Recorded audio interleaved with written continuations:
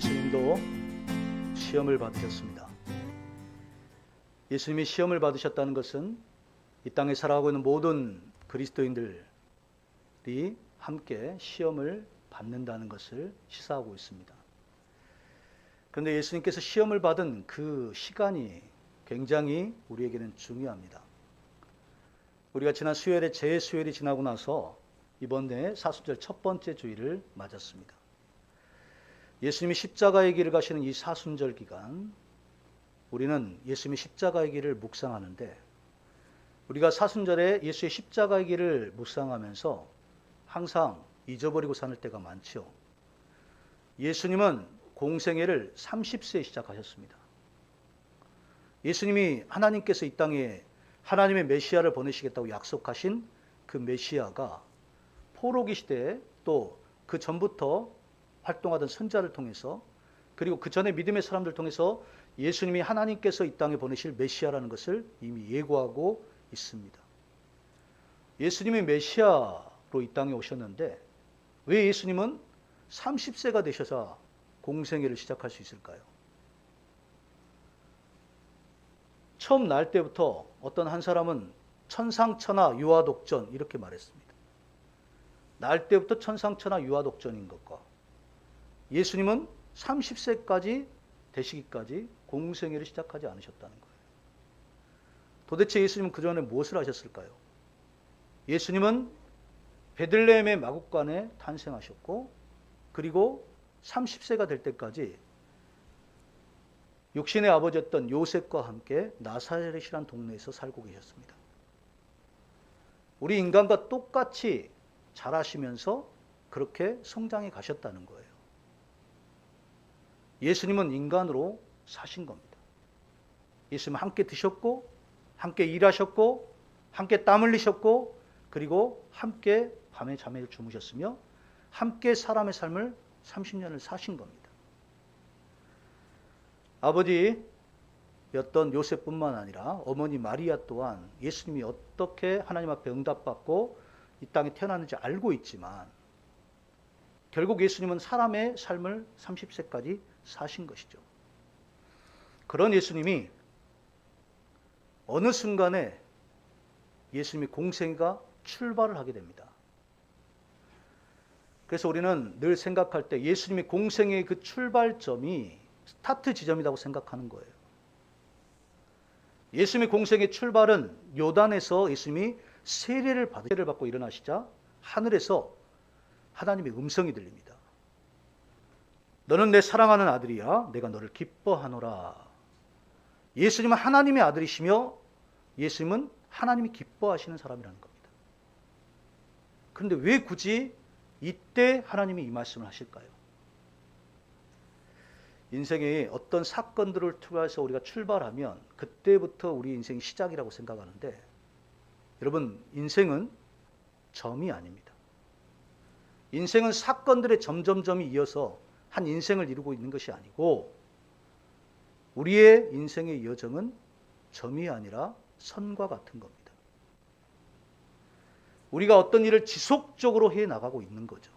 우리의 삶의 여정은 점점점점이 아니라 우리의 삶의 여정은 지속적으로 선을 이루고 있는 삶입니다. 예수님이 육신의 삶을 살고 계실 때도 예수님은 하나님과 사람들에게 사랑받아 가셨다고 합니다. 점점 자라가면서 사랑받으셨다는 거예요.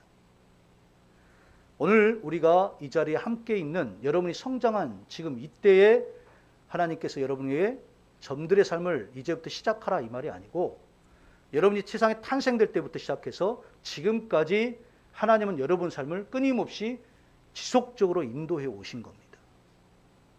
마치 하나님께서 여러분의 삶에 큰 레일이 있다면, 여러분 그 하나님의 은혜의 레일을 여러분이 그 위에 올려져 있어야 그 레일을 타고 여러분의 인생이 하나님의 은혜 가운데 이끌림을 받게 된다는 것이죠.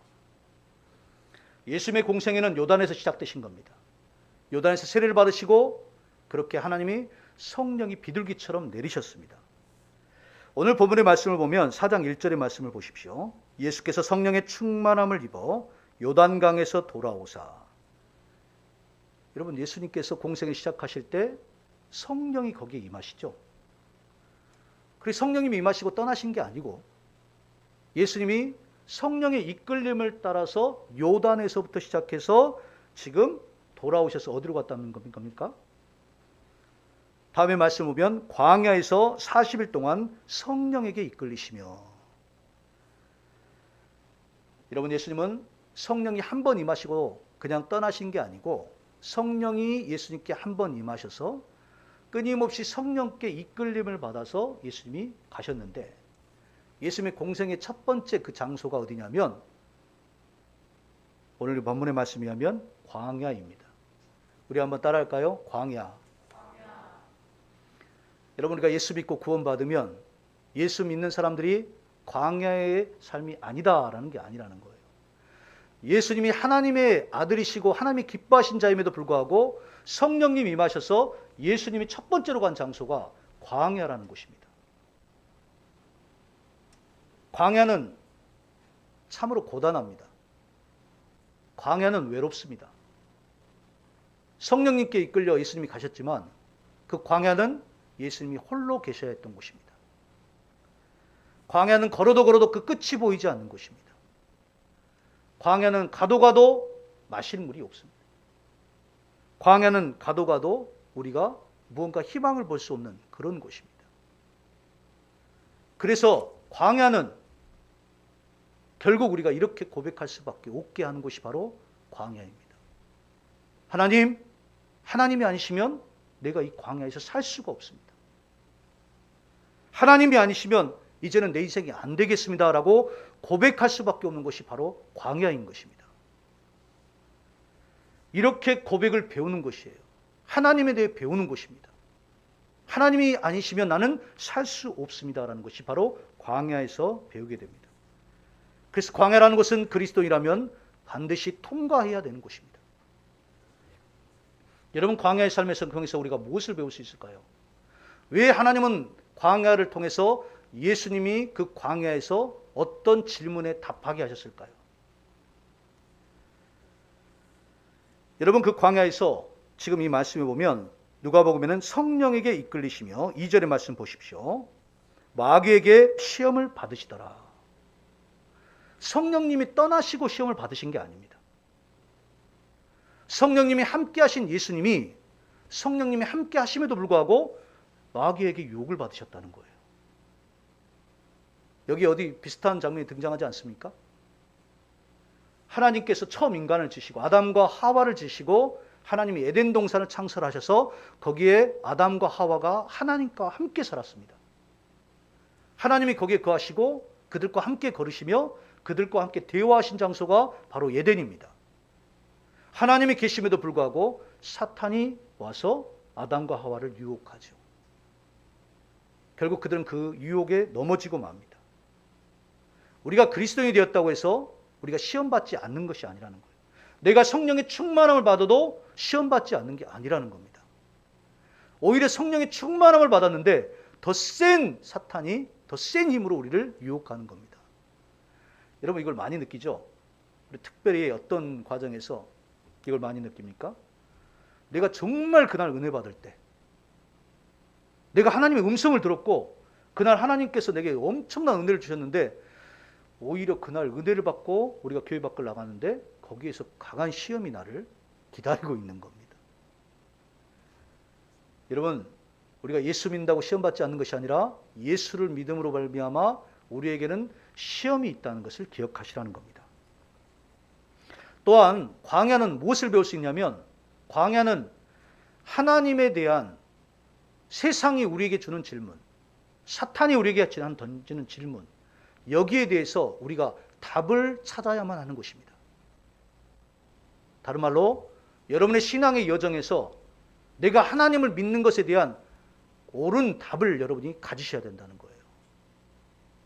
아무리 광야를 오래 살아도 우리가 그 답을 찾지 못하면 결국 우리는 광야에서 방황하고 헤매이다가 오늘 어떻게 예수님께서 광야의 시험을 이기셨는지를 우리가 잊어버리고 이것에 대해 깊이 깨닫지 못하고 결국에는 광야의 삶을 연장해서 살고 있는 겁니다. 여러분 출애굽 1세대들이 하나님의 놀라운 10가지 재앙과 홍해바다가 가르고 광야에서 하나님이 그들을 먹이고 입히고 그들을 인도해 주셨지만 광야 1세대가 광야의 삶에 대한 진정한 깨달음을 얻지 못하고 그들이 1세대가 다 광야에서 죽었다는 거죠.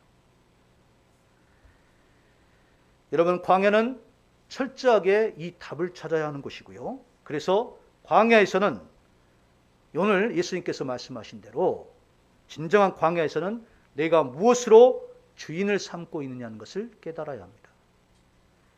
이렇게 날카롭게 질문하는 것이 바로 사탄의 질문이죠. 예수님은 성령에 이끌려 광야로 가셨고 광야에서도 성령님이 함께 머무셨습니다. 그런데 성령님은 예수님을 사탄의 시험에 넘어지지 않도록 도와주셨습니다. 다른 복음서에서는 사탄의 시험을 이기시고 성령님께서 오셔서 예수님을 시종들더라 이런 말도 있습니다. 천사들이 와서 시종들더라 이런 말도 있습니다. 여러분 예수님은 성령님과 함께 끊임없이 하셨지만 먼저 사탄으로부터의 이 질문, 사탄이 예수님을 통해서 사탄이 원하는 답을 듣고 싶었지만 예수님을 통해서 사탄은 그 답을 받지 못하죠. 도대체 사탄은 무엇으로 예수님을 광야에서 시험했습니까? 첫 번째 질문은 이런 겁니다. 이 돌을 떡으로 만들어 보아라. 이 말씀을, 이 사탄이 예수님을 시험할 때 이 말씀 앞에 예수님을 뭐라고 불렀는지 아십니까? 자, 3절의 말씀, 오늘 본문의 말씀 보십시오. 3절의 말씀입니다. 우리 함께 읽어볼까요? 시작. 마귀가 이르되 내가 만일 하나님의 아들이여든 이 돌들에게 명하여 떡이 되게 하라. 여기 앞에서 사탄이 어떤 조건을 겁니다. 단서가 있어요. 당신이 만약에 하나님의 아들이여든, 사탄이 도대체 예수님이 하나님의 아들임을 어떻게 합니까? 물론 원래 알고 있을 수도 있고요.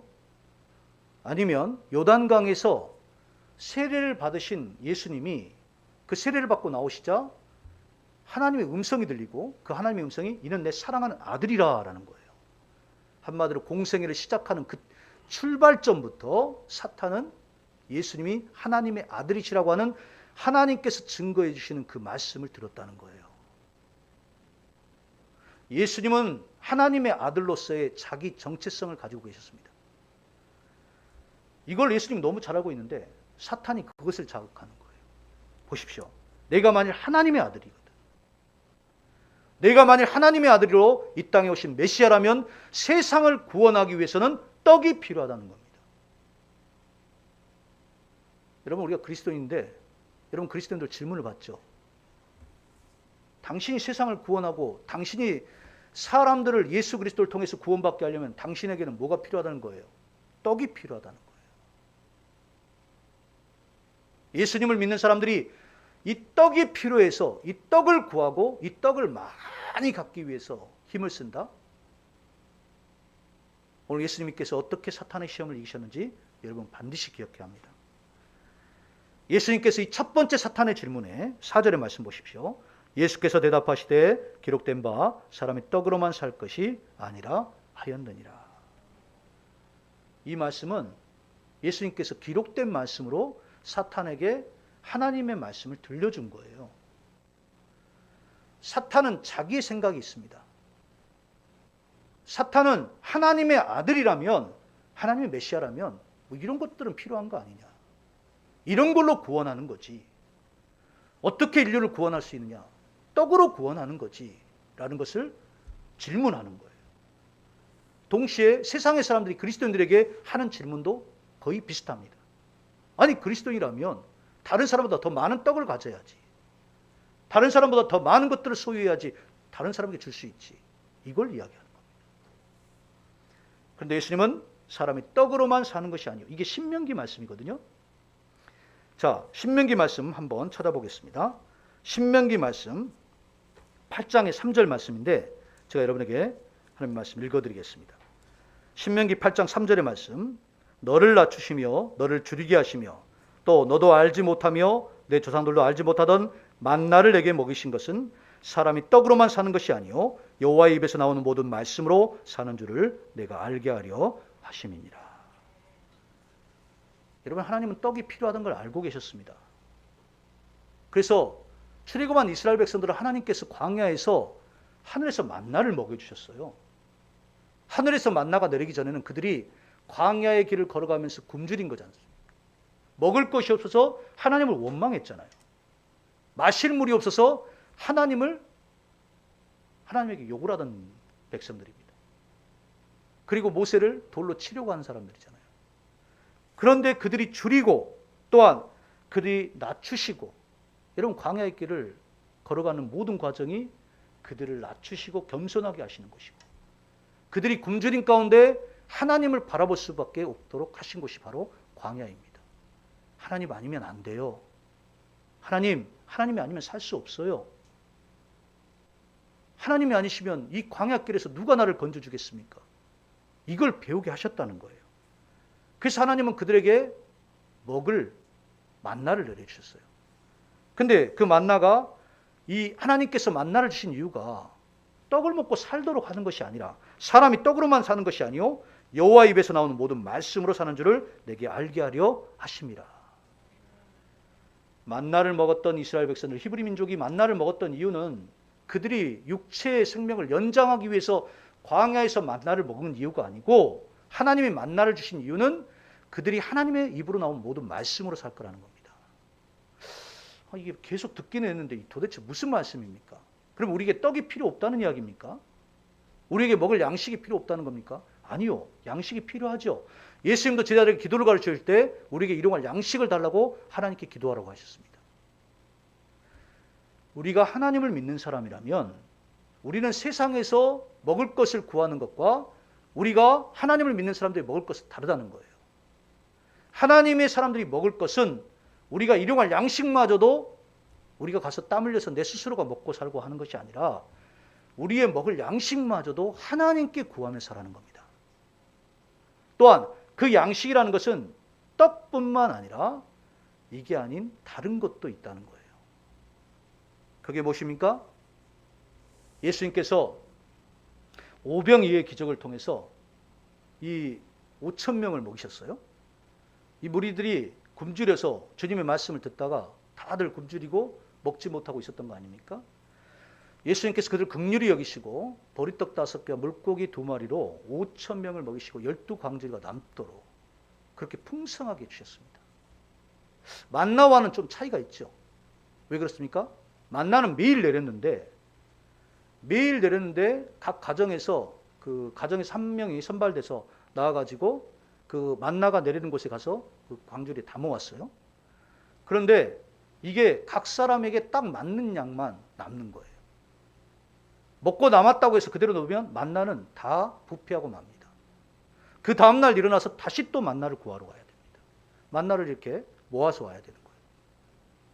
만나라는 특징은 그날 각 사람에게 필요한 양만큼만 하나님 주신 거예요. 남겨놨다 다음날 먹을 수 있는 게 아니라는 거예요. 오직 하나님께서 안식일에 그들이 2일치를 받을 수 있도록 하셨습니다. 그러나 엄밀하게 보면 하나님은 꼭 필요한 양을 우리에게 주신 겁니다. 물론 애굽에서는 그들이 소도 키우고 양도 키우고 다른 양 하면서 그들이 곡식을 거둬서 먹였겠죠. 하지만 하나님의 백성들은 하나님께서 하늘에서 만나를 내려주셨는데 이것을 먹고 생명을 유지하도록 하신 이유가 뭐냐면 그것은 그들의 삶이 하나님의 입으로 나온 모든 말씀으로 살 거라는 거예요. 여러분, 우리가 이렇게 먹음에도 불구하고 아침, 점심, 저녁 때로는 간식까지 여러 개를 먹고 있지만 여러분, 그 양식을 먹음에도 불구하고 왜 우리는 허전합니까? 하나님이 주신 인간은 이 일용할 양식을 가지고 우리의 영혼이 채워지지 않는 겁니다. 우리에게 하나님의 숨결을 불어넣으셔서 살아있는 생명이 되게 하신 인간은 철저하게 먹을 양식으로 우리가 채워지는 것이 아니고 우리의 삶은 하나님의 말씀으로 채워지는 겁니다. 지금도 똑같습니다. 동일하게 현대인 그리스도인들에게도 우리가 이 떡의 결핍 때문에 사는 것이 아니라 우리가 말씀의 결핍 때문에 고통스러워하는 겁니다.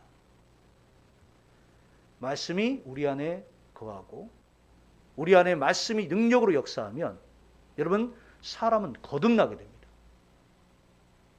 그래서 니고데모가 예수님을 찾아왔을 때 니고데모가 묻잖아요. 어떻게 하면 하나님의 나라를 갈 수 있고 볼 수 있습니까? 그러니까 예수님이 내가 거듭나야 하리라고 하는 거예요. 거듭나야 합니다. 하나님의 말씀을 살았고 능력이 있다는 말씀은 뭐냐? 우리가 늘 그것을 고백하고 있지만 실제로는 자주 잊어버리는 것. 하나님은 말씀 자체가 생명이며 그 말씀 자체가 능력이라는 거예요. 하나님이 말씀은, 입으로 나온 모든 말씀은 우리를 살리기 위한 겁니다. 떡은 생명을 유지하지만 하나님의 말씀은 우리를 전혀 다른 차원으로 우리를 이끕니다. 존재 자체가 변화된다는 거예요. 말씀 자체가 생명이 있고 살아있기 때문에 그 살아있는 생명이 우리를 놀랍게 변화시키는 겁니다. 여러분, 떡으로는 존재 변화가 일어나지 않습니다. 오직 하나님의 말씀으로 사람을 생명을 살리는 것입니다. 그래서 생명의 성령의 법이 우리를 주님 안에 살아있게 한다는 거예요. 할렐루야. 사탄은 예수님께 두 번째 질문을 했습니다. 만약 당신이 하나님의 아들이시라면, 세상을 구원한다면, 당신이 메시아라면 세상의 권세와 엄청난 그 세상의 힘이 필요하다는 거 아닙니까? 그래서 사탄이 지금 예수님을 데리고 하늘 위로 올라가서 천하 만국을 보여줍니다. 당시 예수님 당시에는 로마가 세계를 지배하고 있었거든요. 로마뿐만 아니라 천하의 모든 나라, 모든 백성을 보여주는 거예요. 만국을 보여주면서 내가 나에게 절을 하면, 사탄에게 절을 하면, 사탄을 섬기면 이것을 예수님에게 주겠다는 거 하는 거예요. 하나님의 아들이고 메시아면 당연히 세상의 힘과 권력과 세상에서 천하 만국을 다스릴 수 있는 그런 권력이 필요하다고 사탄이 예수님을 시험하는 겁니다. 여러분, 이건 뭘 이야기하는 겁니까? 실제로 우리가 지금도 많이 추구하고 있는 거잖아요. 이런 능력이 필요하고 이런 권력이 필요하다는 거 아닙니까? 세상을 구원하려면 이런 게 필요하다는 거잖아요. 굉장히 설득력이 있습니다. 그러지 않습니까? 내가 더 많은 사람을 구원하려면 내가 힘이 있어야 되잖아요. 내가 누군가에게 더 영향력을 끼치려면 더 큰 힘이 필요한 거 아닙니까? 내가 선한 영향력을 끼치고 싶어도 내가 능력이 없기 때문에 이게 안 된다고 하는 거 아닙니까? 사탄이 이거 동일하게 질문하는 겁니다. 광야에서 예수님이 이것을 시험을 받는 겁니다. 그런데 예수님은 뭐라고 답하십니까? 오늘 누가복음 4장 8절의 말씀입니다. 예수께서 대답하여 이르시되 기록된 바 주 너 하나님께 경배하고 다만 그를 섬기라 하였느니라. 하나님을 경배하고, 여러분, 우리는 하나님을 경배하는 이유가 하나님이 하나님이시기 때문에 우리가 경배한다고 그러죠.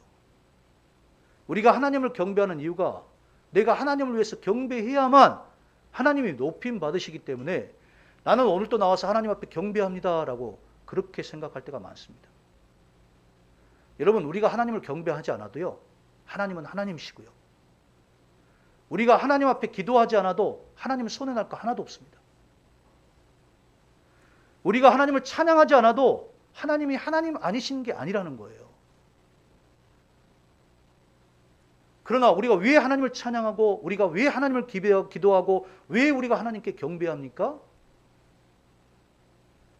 우리가 실제로 하나님은 전능하신 하나님, 창조주 하나님이시기 때문에 그 하나님을 아는 사람이 하나님을 경배하는 겁니다. 그 하나님이 하나님 되심을 알기 때문에 우리가 경배하는 거예요. 여러분, 마귀는 하나님의 여러 가지 것들을 속이고 하나님의 왜곡하고 거짓말하고 속이고 결국에는 사탄을 따라서 살면서 세상의 권세가 마귀 사탄에게 있는 것 같지만 여러분, 우주 모든 만물의 주인은 하나님이십니다. 온 우주의 주권자가 하나님이시며 온 땅의 섭리자는 하나님이시라는 거예요. 그런데 마치 사탄이 이 모든 권세를 가지고 있으니 사탄에게 경배하고 절하면 이 모든 권세를 이 사람에게 주겠다고. 여러분, 우리가 예수님이 말씀하시죠. 주 너의 하나님께 경배하고 다만 그를 섬기라. 여러분, 다만 그를 섬기라는 것은 하나님은 우리의 경배의 대상인데 그 경배의 대상을 우리가 잘못 섬길 수 있다는 겁니다.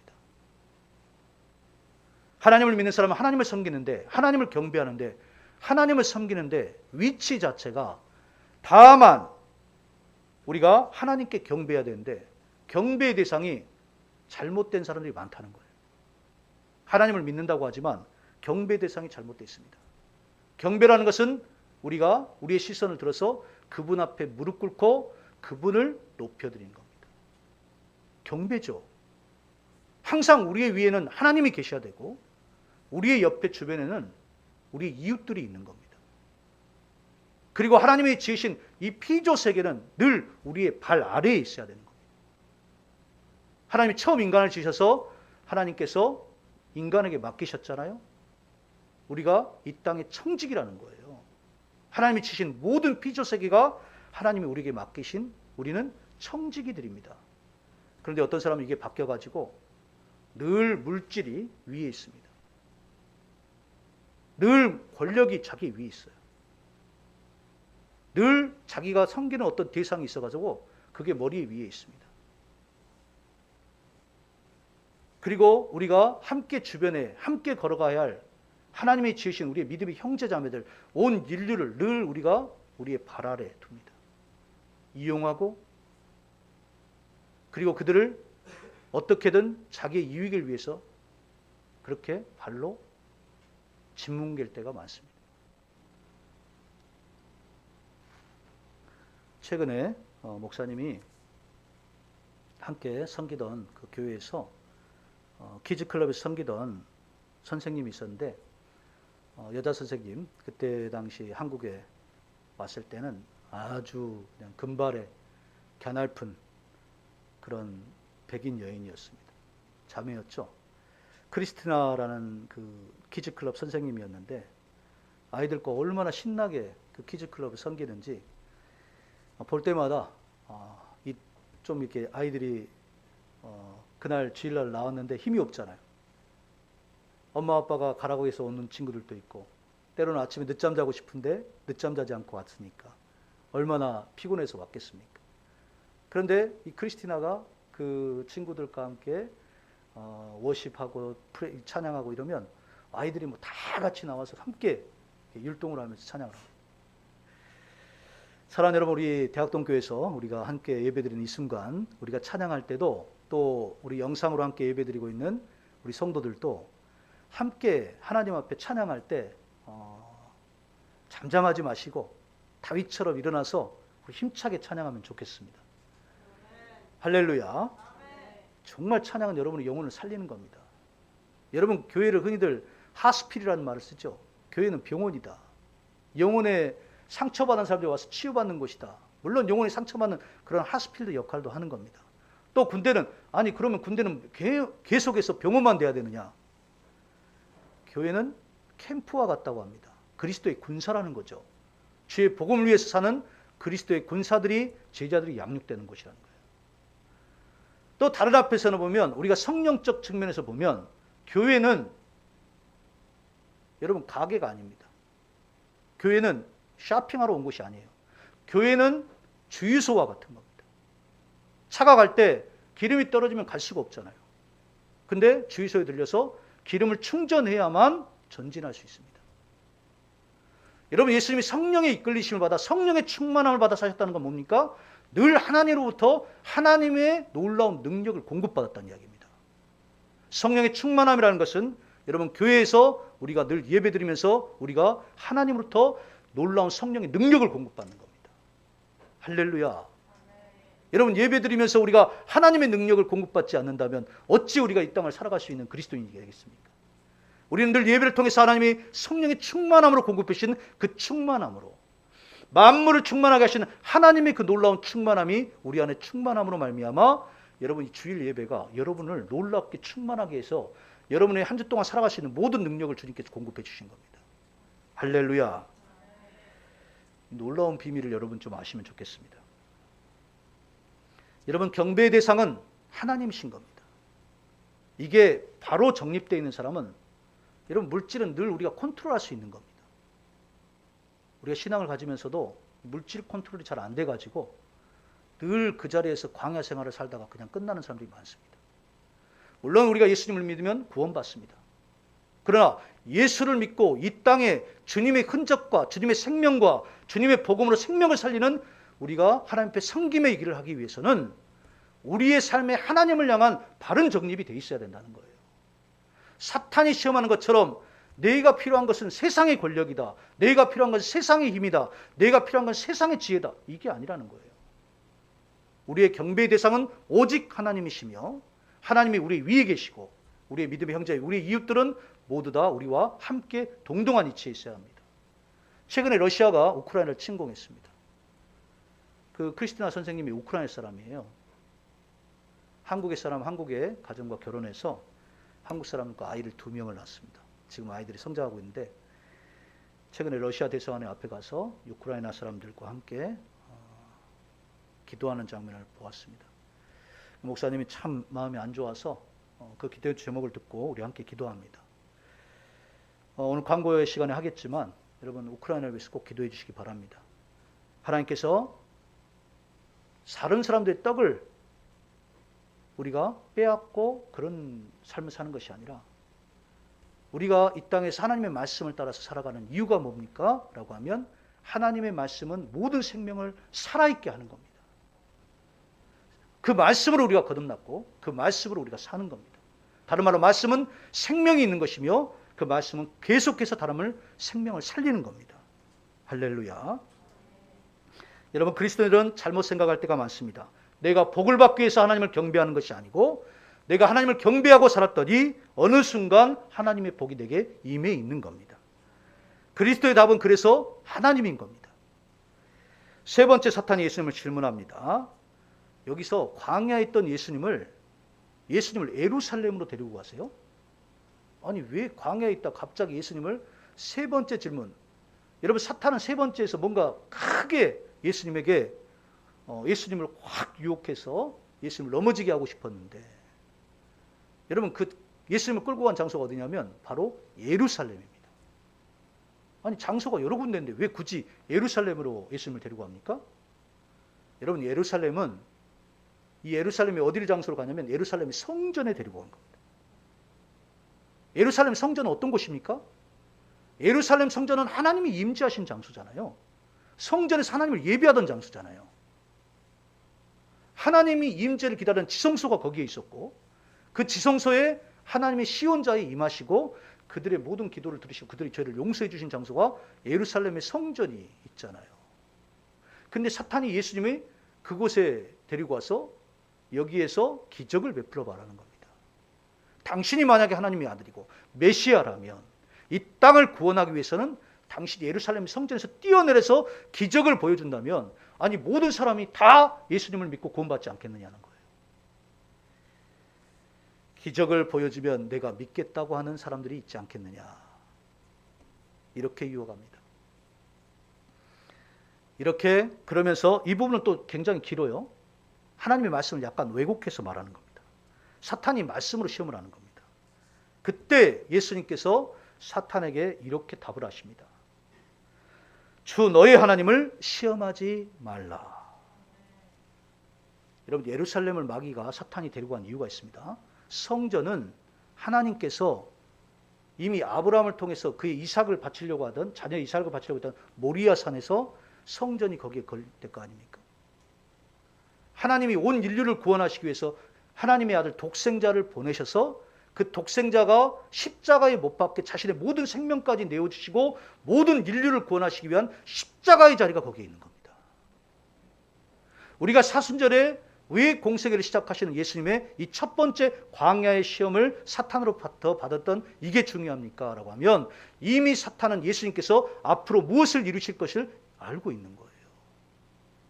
거기서 당신 십자가에 못 박혀서 죽지 말고 예루살렘에서 당신의 기적을 베풀어서 다른 사람들이 당신이 메시아심을 그걸 알게 해달라고 하는 그런 말로 유혹을 하는 겁니다. 하물며 예수님이 십자가에 달리셨을 때 지나가는 사람이 그랬어요. 아니 자신이 공생애를 보내면서 메시아고 하나님의 아들이라더니 어떻게 이스라엘에 저주받았다고 하는 가장 저주받았다고 하는 나무에 달려 죽게 되는 처형을 받게 되느냐. 당신 저주받은 거 아닙니까?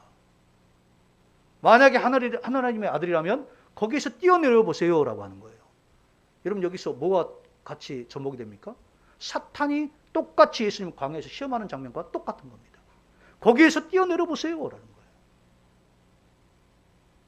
이거는 기적을 말하는 것이 아니라 예수님은 십자가에서 하나님의 뜻을 끝까지 이루시려고 하는 것인데 사탄은 하나님의 뜻을 끝까지 이루지 못하도록 예수님을 유혹하는 겁니다. 사랑하는 여러분, 그런 사탄에게 예수님은 사탄의 시선마저도 하나님께 두도록 인도하십니다. 사탄 자신도 하나님이 피조된 그 피조물이며 그 피조물 하나님을 반역한 사탄마저도 시선을 하나님께 두게 하는 거예요. 할렐루야. 여러분, 우리가 성령에 이끌려 살아도 사탄의 시험이 있습니다. 마지막 말씀 보십시오. 13절에 마귀가 모든 시험을 다한 후에 얼마 동안 떠나니라. 마귀는 떠난 것이지 없어지지 않았습니다. 우리를 통해서 하나님께서 구원하셔서 우리 그리스도인이 하나님 앞에서 어떤 뜻을 이루도록 하나님은 우리를 인도하세요. 광야에서 우리가 하나님만을 의지하는 법을 배운다는 겁니다. 그러면서도 광야에서 우리가 하나님만 하면 살 수 없다는 걸 배운다는 거예요. 그리고 그 광야에서 이미 시작에 우리가 처음 시작할 때부터 사탄이 어떤 시험을 하고 있다는 걸 우리가 알고 있다는 거예요. 여러분, 광야를 거쳤다면 여러분 광야에서 하나님에 대한 답을 얻어야 합니다. 여러분, 광야를 거치고 있다면, 아직까지 광야라면 여러분이 하나님에 대한 답을 얻어야 되는 거예요. 아, 나는 내가 하나님의 생명을 살리는 말씀으로 사는 존재이며 내가 하나님 앞에 바른 위치를 정립해야 되는 사람이며 내가 경배해야 할 대상은 오직 하나님이라는 겁니다. 그리고 우리가 가진 모든 물질은 우리가 지배하고 통치하고 다스릴 수 있는 우리의 발 아래에 있어야 된다는 거예요. 왜 여러분 신앙생활하면서 우리가 하나님께 드릴 것과 세상이 드릴 것을 구분합니까? 신앙생활하면서도 하나님 앞에 우리가 물질적인 것들이 컨트롤이 안 되는 거예요. 이걸 어린 시절부터 가르쳐주려고 부모님들이, 믿음의 부모님들이 가르쳐주지만 이게 잘 안 돼서 나이가 들어서에도 우리가 이것을 교회에서 똑같이 가르쳐줘야 되는, 사랑하는 여러분, 사랑하는 성도 여러분, 우리가 하나님 앞에 바른 위치를 정립해서 물질은 항상 우리가 하나님 앞에 통제하고 조절할 수 있는 그런 삶을 사시길 축복합니다. 여러분, 예수님께서는 마지막 시험을 하나님 중심으로 살면 이것을 다 이길 수 있다는 걸 알려주셨습니다. 사탄마저도 하나님께 시선을 두게 하는 예수님처럼 저와 여러분이 예수님이 시험을 이기신 것, 여러분이 우리 삶 속에서 예수 그리스도를 따라가는 걸음을 우리가 걸어갈 때 자기를 부인하고 자기가 짊어지고 하는 그 십자가를 메고 주님을 따를 것이라고 하는 이 변화산 사건 속에서 예수님이 너희가 그의 말을 들으라고 하는 하나님의 그 말씀의 음성은 우리가 예수를 따라가는 과정에 항상 우리가 사탄의 시험이 있지만 예수님이 광야에서 시험을 이기시는 사건을 우리가 묵상함으로 우리가 그 광야를 벗어나 이 땅을 하나님의 영광이 되고 세상을 섬기며 사람을 우리가 믿음의 형제자매로 함께 동등한 위치에서 함께 생명을 살아가고 구원하며 그리고 하나님이 주신 모든 피조 세계를 여러분이 다스리고 그렇게 조절할 수 있는 청지기의 삶을 사는 저와 여러분 되시기를 주의 이름으로 축복합니다.